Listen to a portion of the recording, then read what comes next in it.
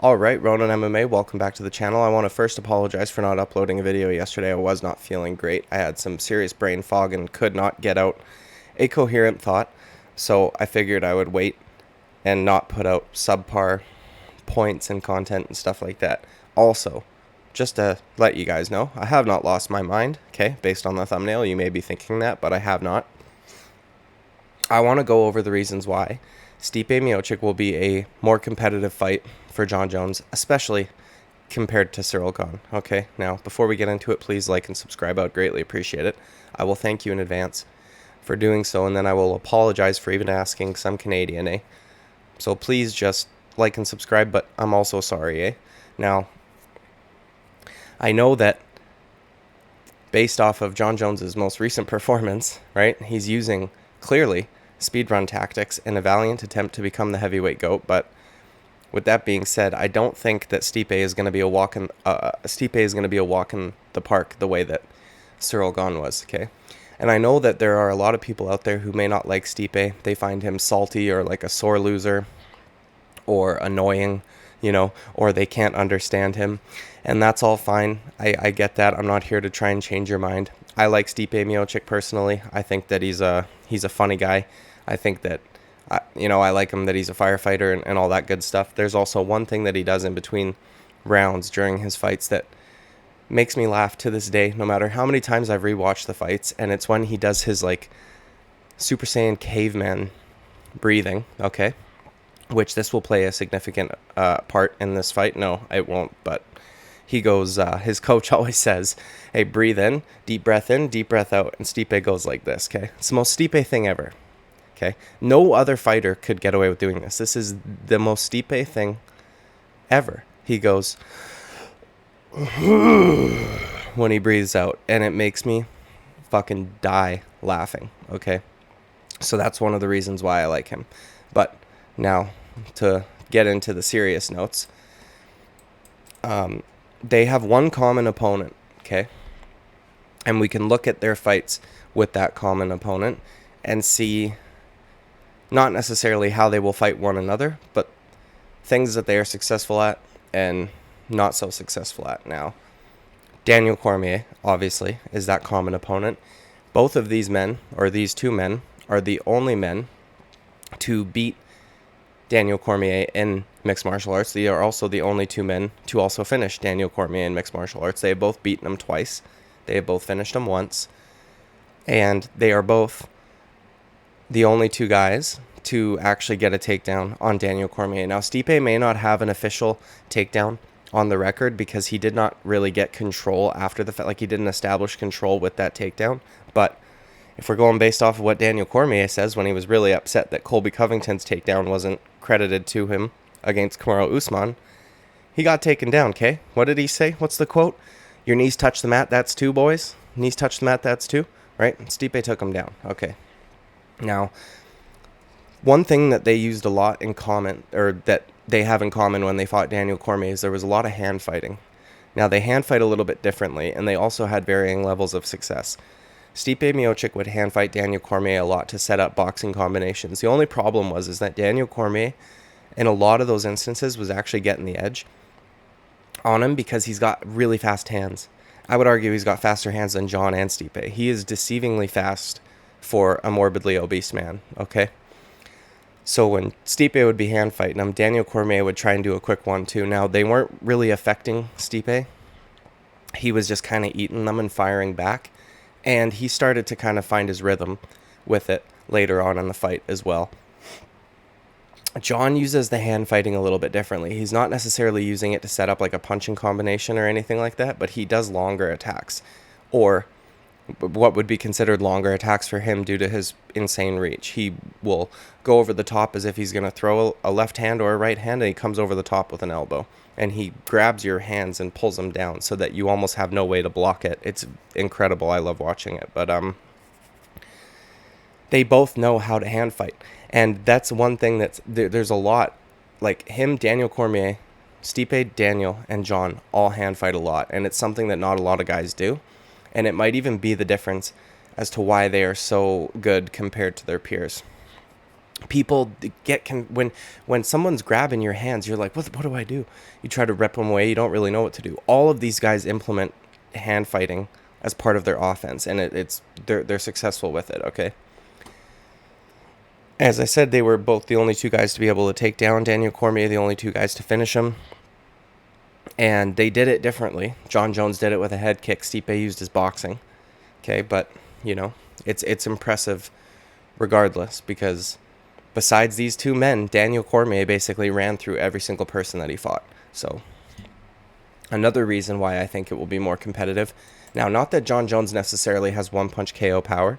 You literally have to go back to a time when Jon Jones was 5-0, fighting against Parker Porter, who is known for not having a great chin, apparently even back then. And Jon Jones punched him, KO'd him in the first round, I think 36 seconds in or something like that. But after that, you don't see him KOing dudes, with one punch. They're usually, his TKOs are due to barrages, right? They called Alexander Gustafsson too a knockout, but it was ground and pound. A TKO is probably more appropriate. Not that it really matters, but he's not one punching dudes. And with Daniel Cormier, he hit him with a flush head kick, and all the credit in the world to DC. That guy's tough as nails, but he didn't even put him down with that. I know there's a lot of guys that would not have been able to eat that the way that Daniel Cormier did, but the power of Jon Jones isn't necessarily it's just not really there. Obviously a head kick from him will hurt anybody, but his punching power, and to be fair, we don't necessarily know what his punching power is like at heavyweight. We only saw him really land one punch on Ciryl Gane, but just based off of that, I know it's not a great sample size, but it didn't look overly powerful or explosive or anything like that. Now, he may, pardon me, something in my throat, he may prove us wrong, but as of right now, and the evidence that we have available to us, he does not have one punch knockout power. But with that being said, Stipe Miocic, even if he did, has one of the best chins ever in MMA, okay? His knockout losses really only there's a pattern, okay? Daniel Cormier knocked him out after he had that 5-round war with Francis Ngannou, and I know it wasn't necessarily a back and forth war, but Francis Ngannou landed 17 significant head strikes, or about that, which you compare that to every other opponent Francis Ngannou has fought, man. Nobody else is taking that many shots from Francis, so I can only imagine Stipe had a concussion and some temporarily or permanent brain damage, who knows, but he went in there 6 months later against Daniel Cormier, and got hit with the perfect punch and got KO'd. Now, when Francis knocked him out, it came roughly same time, 6 months after his 5-round war with Daniel Cormier. And I know that 6 months does not seem like a short amount of time to take off in between fights. It actually kind of seems like it's a little on the longer side, especially if you're thinking on average, guys fight 3 times a year. Considering they're heavyweights, though, I mean, you may want to take a little bit more time off. It's not like you're getting hit by bantamweights here. You're getting hit by giant men. So 6 months is not necessarily a long time to recover from that kind of head trauma. So, and before that, you have to go all the way back to 2012 when he got knocked out against a 7-foot tall Stefan Struve, right? And for somebody to be that active in the heavyweight division for that long without getting knocked out is impressive in and of itself. He went from 2012 all the way to I think 2021 or 2019 without getting knocked out, with a ton of fights in between, fighting against guys who all have knockout power, right? So it's impressive. He's got one of the best chins ever. He also has some serious championship metal, okay? He had a very good title run, and I understand that a lot of people today may not understand the significance of these names, but at the time, even when he did beat them, it's extremely impressive. Okay, he won the title off of Fabricio Verdum, who had just submitted Cain Velasquez to win that title. That is an impressive win. For those of you who don't know, Cain Velasquez at the time was regarded as like a freak of nature, one of the best heavyweights we've ever seen. There are still people to this day that think a prime Cain Velasquez beats anybody. Verdum subbed him. Stipe Miocic knocked out Verdum in the first round. He defended his belt after that against Alistair Overeem and Junior Dos Santos. I can't remember the order. I think Dos Santos first and then Overeem. I could be off on that, but he finished both of those men in the first round. He also fought out of a submission in the Alistair Overeem fight. What Alistair clearly felt a tap, but no doing. Okay. And then he goes and does a 5-round bully beatdown of Francis Ngannou, where the total strike numbers were in Stipe's favor, 200-33, with 6 takedowns. Okay. And then he lost his belt to Daniel Cormier. And then he avenged that loss twice over. Okay. So it's very impressive. He has in total 6 title wins, right? He won the title. That's 1. Defended it 3 times successfully. That's 4. Won it back against Daniel Cormier and then defended it once against Daniel Cormier. So he's got 6 title wins in total at heavyweight. Incredibly impressive. And again, I know that those names may not sound extremely like significant or impressive today, but this was back in 2016 when these guys had still fought for 5 years after that. So they were not by any means over the hill when he fought them. And they were all knockouts. So he's got some serious KO power. Okay. He's putting on mass as we speak. He said, I said this, I don't know when I said this, but in an interview, he was talking with Anthony Smith. And they were asking him questions about how they think the fight with Jon Jones will go and this and that. And Stipe said that right now he's in the 250, 255 range and that he's trying his best to keep on all that weight. When he fought Francis Ngannou the first time, he weighed close to 250. I think he was like 246, 247, something like that. And then you look at his fights after that, he's like losing weight periodically. Until the second Francis Ngannou fight, he then weighs 234 pounds, giving Ngannou like a 30-pound weight advantage, which is crazy. You know, like he was very successful when he weighed a little bit heavier. So I'm not sure why he felt the need to continually slim down. Maybe he just, I don't know, he wanted to be faster or something, but he's putting on mass, which is good. So we won't see his opponents have a huge weight advantage over him. In fact, I think he may even weigh more than Jon Jones when they step in the octagon. So that's something that I like to see from Stipe. He doesn't need to be that slim. He looked great and all, right? But he didn't need to be that tiny. He has very good and underrated boxing, okay? And I will say this, and don't at me, dude, because it's just true. Jon Jones' weakest point in terms of striking is the boxing range. In his fight versus Dominic Reyes, he lost the first 3 rounds. He got outstruck in all 3 of those rounds. And it was mostly boxing. Dominic Reyes was landing naked uppercuts, nothing in front of him whatsoever. Naked uppercuts on Jon Jones as he, he was dude, it was bad to see, especially considering Jon Jones had like an 8-inch reach advantage over Dominic Reyes or something like that. Like that guy should not be landing a rear uppercut to your chin without putting anything out in front of it. Okay, you've got a massive reach advantage, and it was a lot of the times it was coming off of a counter. Like Dom Reyes would slip and counter. His boxing is not the greatest. He has great kicks at range. He's got good fighting, like when they're in the clinch, dirty boxing, clinch fighting, stuff like that. But in that in-between, in the boxing range, he is not fantastic. Stipe Miocic is primarily a boxer, which could be a detriment, but it could also help him because he doesn't throw the most leg kicks and things like that. So maybe John's able to stay on the outside and chew up his legs and, poke at his knee and do all that kind of stuff. But if he's able to get inside in the boxing range, I think Stipe will have success. He has very good boxing, and you can see that throughout most of his fights. So Stipe Miocic has never been submitted ever. Okay, he's only lost by KO, which is kind of understandable considering he's at heavyweight. And again, he's fought guys like Fabricio Verdum, who submitted Fedor. Okay, he was in a locked-in guillotine against Alistair Overeem, which he managed to get out of. Like, he's fighting guys that have good submissions in their arsenal, and nobody's ever been able to submit him.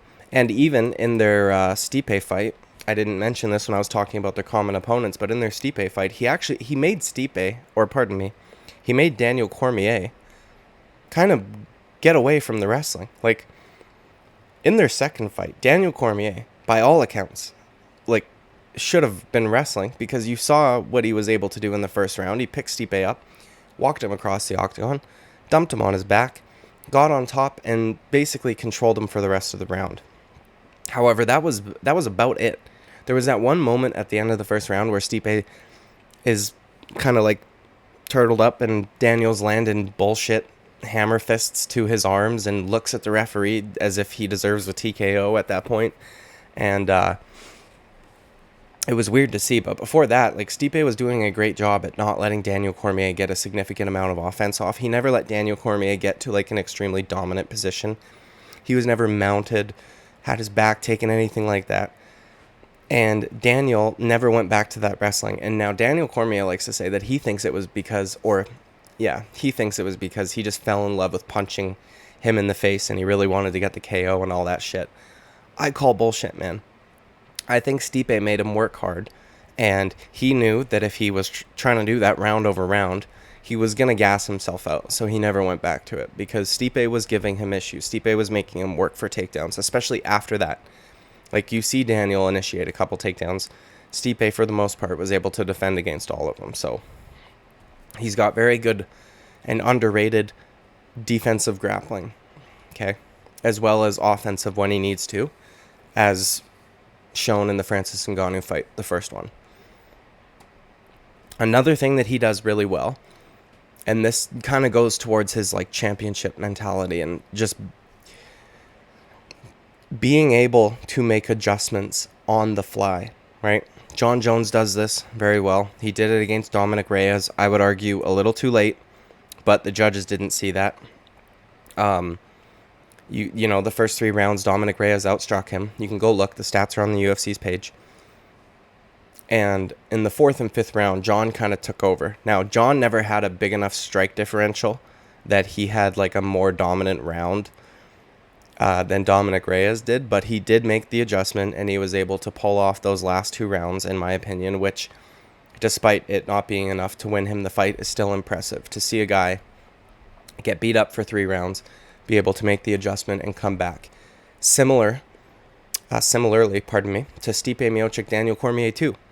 The first 2 rounds go to Daniel Cormier. Now, the commentary team, for whatever reason, gave Daniel Cormier the 3rd round as well. I don't think he deserved it. That was when Stipe really started to pick it up. Stipe, and also 2 of the judges gave Stipe round 3, by the way, so he won that round. But that was when he started to make the adjustments, and that was the first round that he landed a good body shot in. And he even says now, to this day, he's like, I saw that, and I went, ooh, that didn't hurt him enough, but we'll keep going. In that 4th round, though, the adjustment to continuously go to the body with the left hook, or left, like, shovel uppercut, was phenomenal. Phenomenal. And he kept doing it, and he was doing it in varying ways, varying attacks before it, so that he was able to set it up. Varying speeds, everything, angles, all of it. And then he caps it all off with a big one to the body, angles out, and has a wide open shot at Daniel Cormier's chin and fucking rocks him. Finishes him off up against the fence and straight up knocked him out. It was a fantastic adjustment that he made mid-fight after losing the first 2 rounds and very closely winning the 3rd round. Then all of a sudden he's now finished the fight. He carried those same adjustments over for the 3rd fight, where he was like, it was much more dominant. Daniel Cormier looked upset by the decision when they were reading it out, and I thought to myself, how on earth could you think that you won that fight? I had it 49-46, or, no, I can't remember. I think I gave Stipe the first 3 rounds, though, pretty clearly. And I think it was the 2nd round that Stipe dropped Daniel Cormier. And Cormier's corner lied to him and told him that he didn't get dropped. And I don't want to hear about the eye poke, and I'll tell you why. Daniel Cormier eye poked Stipe Miocic in all 3 of those fights. And Daniel Cormier's eye was fucked at the end of that second round, coming out for the third. The eye poke happened towards the end of the third round, and then the commentary team started talking about how fucked up DC's eye was. Go back and watch it. Pause it when they're both standing up about to go back in for round 3. Cormier's eye was fucked up from the barrage that Stipe landed at the end of round 2, almost finishing him. It basically boils down to the fact that Stipe can fucking grapple, man. I don't see Jon Jones ever landing a one-punch KO 2 minutes into the fight. The Ciryl Gane one, at the time, seemed crazy, right? But if you once you think about it, you're like, okay, I guess so. And also, I thought that in that 15 months in between Francis Ngannou and Jon Jones, Ciryl Gane would have made significant improvements to his grappling. He did not. Okay, he didn't fight the hands. He didn't do a fucking thing. It was honestly pathetic. It is what it is. Stipe Miocic is not going to fucking do that. He is not going to not fight the hands. Jon Jones probably won't even be able to get him in the position that he got Ciryl Gane in. I mean, that was pathetic. Ciryl Gane sat up against the fence and just kind of was like, okay, like, I guess I'm here now. That's not Stipe. And I know that, again, based on recency bias, people may be thinking I'm fucking insane because Jon Jones is speedrunning the heavyweight GOAT status, but that's just, it's not the case, man. Stipe is incredible. And they're both going to be older. I know, I keep seeing people talk about how Stipe's 40. Jon's going to be 36 by the time they fight. And they've got a similar amount of fights in their career. Like, they're both pretty long in the tooth, you know what I mean? Now, Jon's taken less damage than Stipe, but I don't know, man. It's an interesting one, and I definitely don't think that Jon's just going to run through Stipe in 2 minutes. You know what I mean? I think that this is going to be a longer fight. We may see it even go to the championship rounds. I know they're both now saying that they are going to finish one another before the championship rounds, but Stipe's the kind of guy, man, where he's going to put up the fucking toughest fight you've ever had against anybody. And I know that he got knocked out last time against Francis, but even in that fight, like, he was doing okay. He got hurt, right? But he's also the only guy who doesn't get fucking knocked out by Francis right away. Like, if you add together the amount of strikes that Francis Ngannou landed on Stipe Miocic, it was 17 to the head in the first fight, 28 significant strikes to the head in the second fight, which means it took him fucking, 45 significant strikes to the head before he was able to knock out Stipe Miocic, whereas every other opponent he's had, it's just one and done. You know what I mean? This guy's got a hell of a chin. Hell of a championship mentality. He can make adjustments on the fly. He can actually grapple offensively and defensively based on who his opponent is. I seriously do see this being a much more competitive fight. Again, I'm not saying he's going to win, but it's going to be much more competitive. And I think that a lot of people have forgotten about Stipe just because of the hiatus, which I also think is a good thing. He's now taken about 2 years off since the KO to Francis Ngannou, which, again, I think it's a good thing, man. He's going to be ready. He's going to be healed up, right? And I don't think we're just going to see him get absolutely rammed through now. That's the end of this video. I appreciate your viewership. Please like and subscribe. I would greatly appreciate it. I will thank you in advance for doing so, and then I will apologize for even asking, all right? Because I'm Canadian, eh? So bye-bye for now, and I will see you at the next video.